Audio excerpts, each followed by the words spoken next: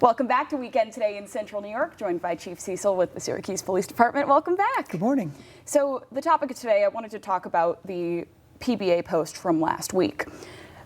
Specifically, Armory Square, they were saying, was infiltrated with crime. In the end, PBA President Joe Moran directed your officers to technically violate policy by SPD. He doesn't really have the authority to do that, and we'll get in there eventually, but in the meantime, you stepped in and told officers to go by the books, what they've been trained to do. Yeah, it was important to do that, and I went to roll calls and explained that to them. I didn't for one second think that our professional officers were going to deviate from what they've done in the past, which is follow policies and procedures and get the job done. But just wanted to make it clear that the PBA president doesn't write policies, and he doesn't train the officers on policies. So to make it clear, they needed to follow those policies and procedures, and they all did. Mm-hmm. Now, have things cooled off between you and the PBA president, and what have those conversations been like behind closed doors? Yeah, so most of the conversations that I've had with him were emails because he was on vacation. So he's back in town. We'll sit down, we'll talk. I think things have cooled down. He's walked back some of his comments to the membership, because I think he realizes he went a little too far, went over his skis a bit. I think he had good intentions perhaps, but you can't tell officers to disregard policies and procedures.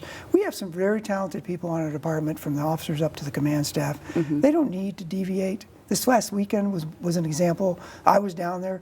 Things were calmer, fewer arrests. They did all of that within the policies and procedures that we have in place, because that's what they do day in and day out. Right. Technically, the PBA president, again, has no authority over people.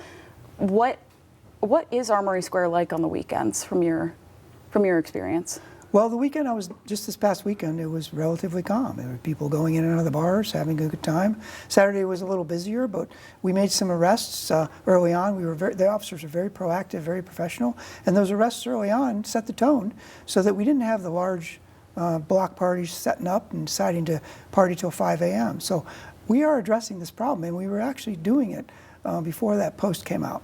Right. I think being the PBA president, even that name and title carries a lot of influence, correct? It does, yes. Listen, whether you have influence or rank like I do, you have to be very intentional about what you say to people. Mm-hmm. He is an example of that. He has great influence out there. He's the head of the PBA. He cannot tell folks to disregard policies and then tell them he's going to defend them to the hilt. That makes no sense. But again, if you're a leader, you have to be very intentional, whether you're a leader of rank or you're a leader in influence. Well, thankfully everything has cooled off. We'll continue to check in on how things are going. Chief, thanks for popping in this morning. Yeah, thanks for having me.